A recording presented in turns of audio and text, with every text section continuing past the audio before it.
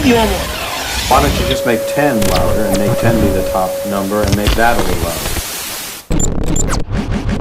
These go to 11. All right, so today I'm going to be talking with Mac Gollehon about his new album, The End is the Beginning, which is, you've done solo work before, right? Yes, I have. Okay. Yeah, I had several records before. One of the first records I did was Mac's Smoking Section, which was a really nice record. It was very, very well produced and had a lot of production things going on with it. Then I had Live at the Knitting Factory, which was a lot of trio settings with trumpet and percussion and bass. And then I had Live at the Blue Note, which is the Blue Note Club here in New York. And that was like a real straight ahead, hard hitting, but a hard hitting straight ahead record. And then right after that was a tribute to Fats Navarro. And then there was another one in between. I can't remember exactly what it was. Then it was Mac Straight Ahead. Then there was La Fama, which is a group of board tapes from the 80s with some unbelievable legendary Latin heroes from the 80s. And let's see, there was another one called Odyssey of Nostalgia, which was songs from the Depression era, which were like really jacked up, you know, as far as the arrangements and everything. And let's see, after that, there was another record with the Hispanic Mechanics, which was a really nice outing too. And then, of course, this past one that we just did, The End is the Beginning. Yeah. Right. And I've noticed because you've been doing music for quite a while. It seems like you've covered most genres that are out there. The one thing with this album is it's a little more, I would say, experimental. Would that be a good explanation of it? Yeah, that would be a good explanation. For most, it would be experimental. For me, it's just a comfort zone.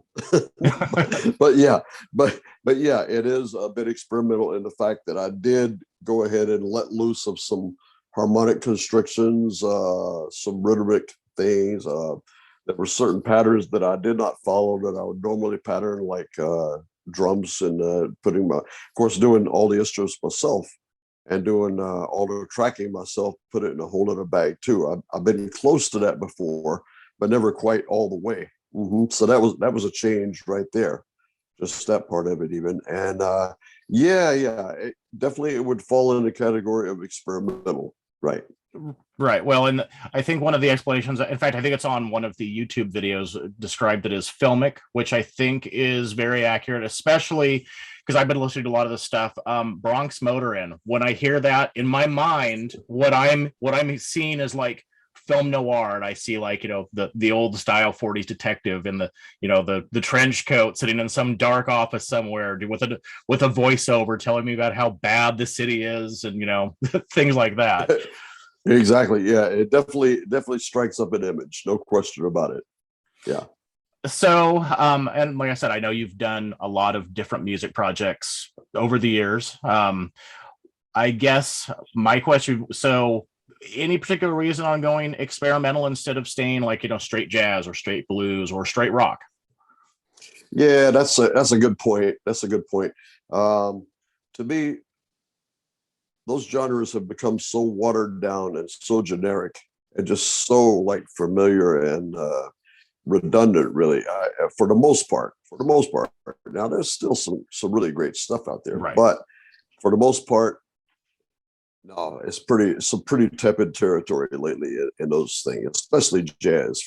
Jazz has really got really strange. It's really gotten strange. It's there's nothing to do. I don't even have the words for how strange jazz has gotten.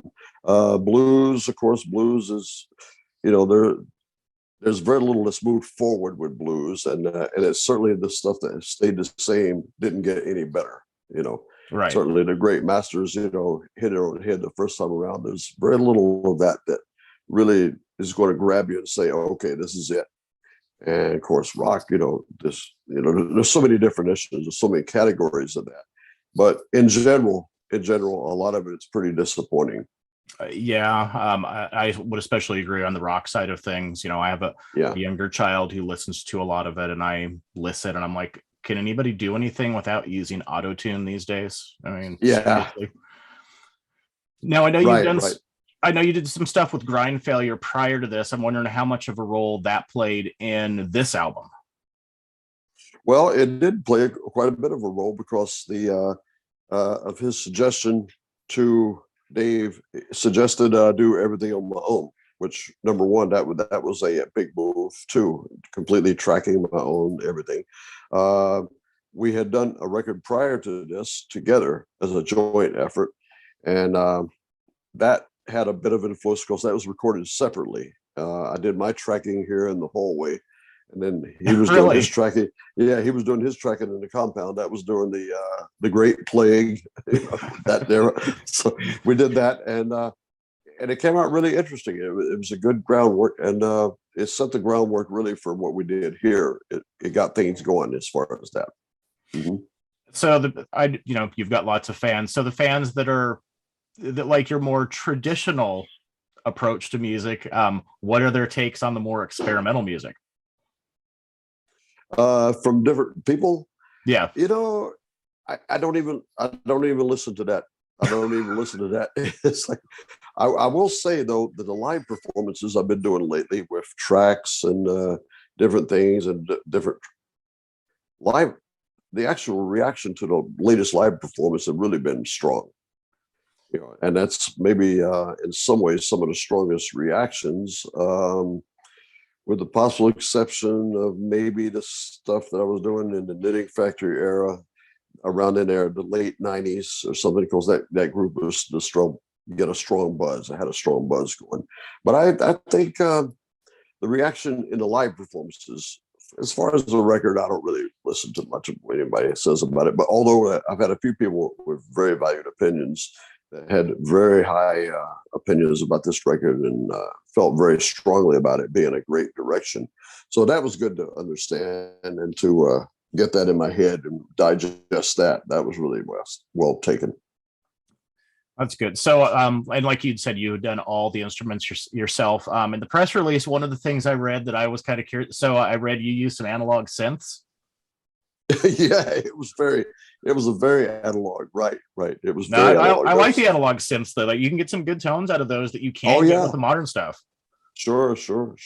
I mean, these keyboards were just generic things you'd find in a kid's room, basically, for the most part. There was nothing special as far as that, but we did work with it and did get the sounds that we were looking for, and as a result, we used what was there, and it really took us in a different direction because we were using what was there, right, rather than rely on any special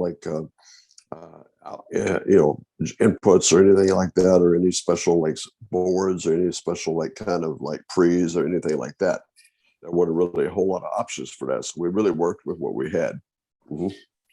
Now, since people know you primarily as a trumpet player, and I don't know, I would recognize a trumpet, but something I'd learned recently with an interview I did with a guy that was doing some, I guess it was more easy listening covers of classic 80s songs. He played flute, and I learned there are different types of flutes that I was not, I'm thinking flute, that's one instrument. And he's like, nope. And he ran down a list of all the different types of flutes. I'm wondering if the same is true in the world of the trumpet. Brass, certainly. Yeah. Trumpet, really, when you think about trumpet has not evolved a whole lot in the past 90 years, 80 or 90 years. It hasn't evolved that much. There are different designs, but you have the flugelhorn, you have the piccolo trumpet, you have, of course, I play a lot of trombone also, which gives you another voice also. But trumpet itself hasn't evolved, but the mouthpieces can change your sound more than anything else. So I have a very large collection of mouthpieces, and that does change your sound. And I think the biggest thing about trumpet is to make sure that you interject your personality into it. You make your personality happen. Otherwise, you sit there and the thing's going to beat you. In other words, if you sit there and say, well, I want to sound like this guy, I want to sound like that guy, that's important to do. And I did do years and years of that just to get it down. But by the time I was around 17 or 18, I was sick of that. I said, okay, I want to sound like myself. You know, Which I I think is the would most say, important thing. You get a lot of people that I want to sound like this band or this person, and it does. There's times where right, you listen, you're like, okay, this sounds exactly like a copy of this. right, right.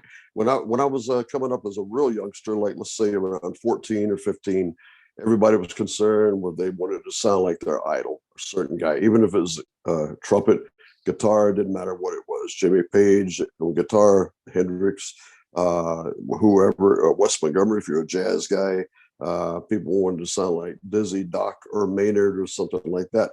So I would do that and I would work on that to a certain point. By the time I was around 17 or 18, I said, okay, I'm sick of that. I want to do exactly my own thing. And by that time I was around 18, I definitely had a sound where I'd play one or two notes and people know that was me.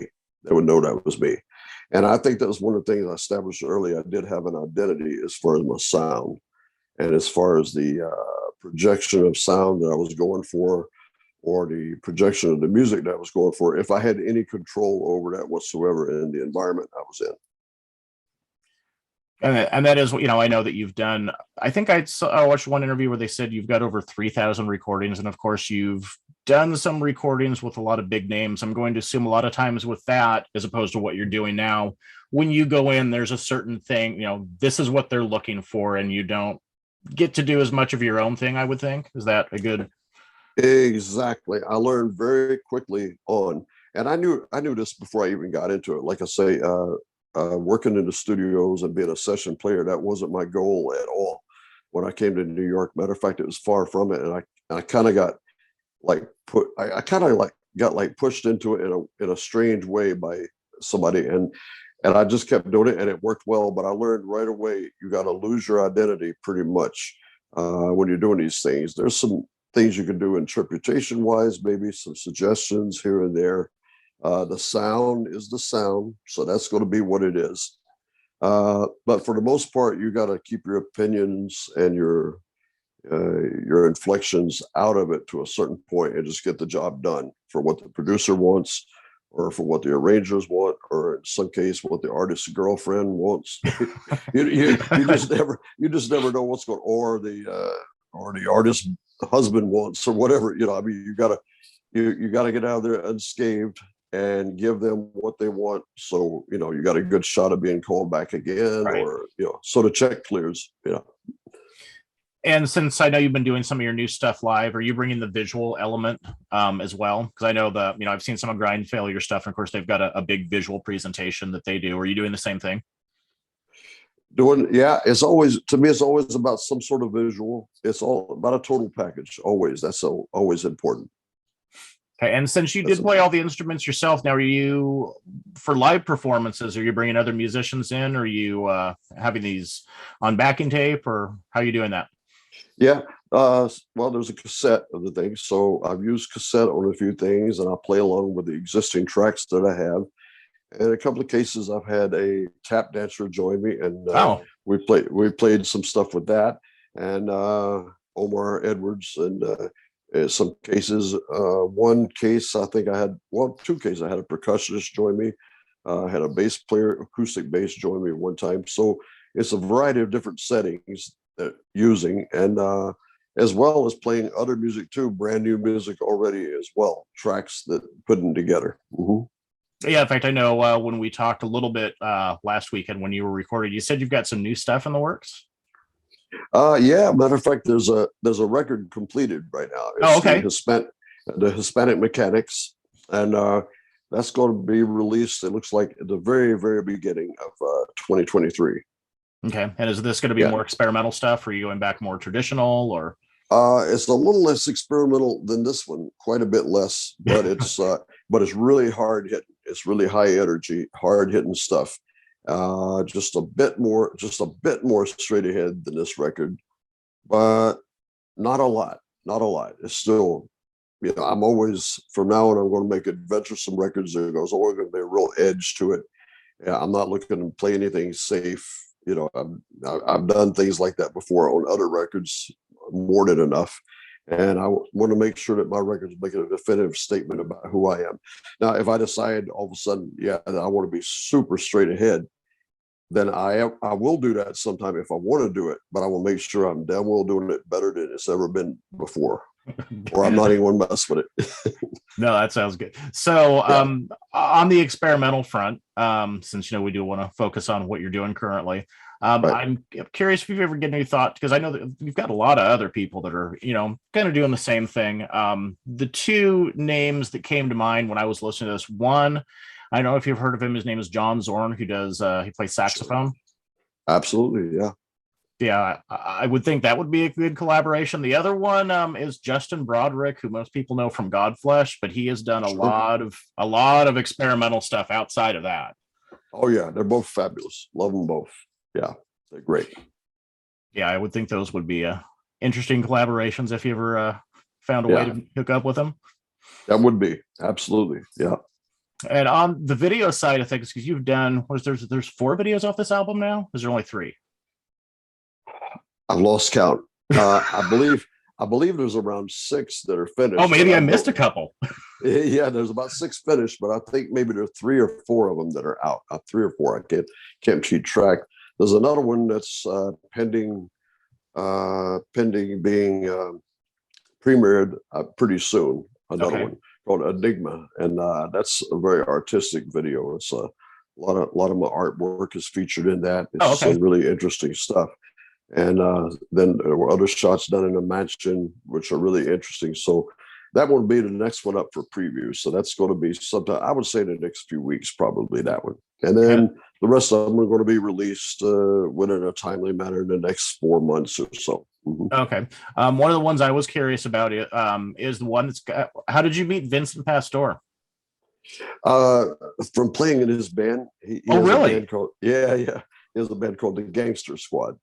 Okay, which kind of fitting, given right. I think most people, if people don't know the name, they would know him from The Sopranos. He was Big Pussy in there, and he makes a very, very small appearance in one of my all-time favorite films, which is Goodfellas. Mm-hmm. Right. Yeah. His own band was a bit like like something you'd hear in the lounge at a 70s Ramada Inn or something. The music's kind of like that. It's the same type of music choice or whatever. And then we became friends for that. And then I spoke to him. I said, "How would you like to do a music video with me?" And then he said, "Well, what do you mean? What would I be doing?" I said, "Well, you'd be a gangster." That was a stretch. So we just talked about it a little bit. We didn't even talk about it until the morning I went to pick him up at his house in the Bronx. And then we just talked about it as picking out his clothes, and that was it. And that was how the whole concept came about. He put the whole the first segment, the first maybe minute and a half, he put that together, the opening. Okay. Yeah. And then that set the pace for like the rest of it that I put together, like, was just murder and mayhem and chaos and confusion and madness, like a hitman going berserk. Right. After giving the go ahead by the boss, sort of thing, So I know you do a lot of gigging in New York where you're at. Are you taking any of this out on the road past there, or are you just going to stay based in New York for live performances? Wherever it takes me. Right now, there's a fair amount going on in town right now, playing with different bands. I'm doing the Copacabana with the Hispanic Mechanics on Saturdays, and that's going nicely. That's a long dance set. That's like 2 hours of continuous dance music. Okay. And yeah, with no breaks, no nothing. It's just like straight through, and that's an interesting concept. And there's a DJ involved in that as well, and a lot of different bands playing a lot of different bands. Mm-hmm. A few more might be added pretty soon in the next maybe 3 or 4 weeks from now. Okay. As it's being added, I think. Yeah. And I'm going to do more club gigs with this. Of course, I would like to do some more touring, and would like to get out some more places. Things are getting organized and put together. So as that happens, that'll become more frequent trips. Okay. And now, going back to your history of music, this occurred to me today because I know you've played with a lot of big names and a lot of them that have won Grammys. I was curious, if you've played on those albums and they win a Grammy, do you actually get a Grammy yourself, or is it more like, yeah, good job, and you get a pat on the back? No, I've never, no. But one thing you do get is you did get, don't know if you still get them or not, but at one point, I don't think you get them anymore, but at one point you would get, if something went gold or platinum or double platinum, the record company would call you and tell you there was a record waiting for you, in a frame. And some of them would even be so nice as to actually just ask your address and send them to you. And yeah, there was quite a few of those. I wish I would have gone to pick more of those up. In hindsight, I really wish I would have, but I didn't. I picked up maybe 3 or 4. Okay. And 2 of them I lost, and somebody stole, and then 2 of them I lost, and then somebody stole another one. But I still have 1 left. It was like, but I wish I would. The reason I have that one is because, well, that was with Duran Duran, and they gave it to us at the Beacon Theater gig. They gave us the platinum record, and I actually put it in the car and put it in the trunk and had it there for about 3 years. I forgot it was there. I was going to sell the car, and then they pulled the thing out of it and said, "Oh, you left something else here too." So that's how that happened. But I lost track of them over the years. But I wish I would have picked up more of them. I really do. Mm-hmm. Yeah. Okay. All right. So last question, because the channel is called We Go to 11, which obviously you would know the reference. So I'm curious, in your career, if you have any Spinal Tap moments that you've experienced. As far as something humorous. Well, yeah. There's been a lot of those. There's been a lot. Maybe one of the most ridiculous ones in a lot of ways. I started, playing with Hector Lavoe in 1980, and that was pretty crazy. But another one that comes to mind was we were going through passport control. I think it was in Sweden, and somehow I can't remember exactly where we crossed this body of water, and we were on a boat, and then we transferred from the boat. We had a layover and transferred the boat, and I was eating in the restaurant, and then I saw the bus pull out of the thing. The bus that I was with Lester Bowie's Brass Fantasy. I saw the bus pulling out, so I was in pretty good shape, and I was running. Everything was on the bus, my passport, everything. So I was chasing the bus. They didn't know I was chasing it. So I was chasing the bus for almost 2 miles, right? Oh, jeez. And then I went through passport control, running through there, like right behind the bus. And they just watched me go by. Luckily, they didn't shoot me, and I ran through passport control. And then I chased the bus through a downtown area, stoplights. And finally, some of the guys, after maybe about 3 miles or 4 miles, they looked out the window and said, "Why is Mac running beside of the bus?" And sure enough, so the bus stopped, and I got on the bus. That was really crazy. That was a fun. That was good. Well, it's been great talking to you. Hopefully we can talk again, because I know you've got tons of stories you can tell me. Who knows? Absolutely, yeah. I'm glad we talked. I'm glad we coordinated and got together to talk. It was well worth the wait.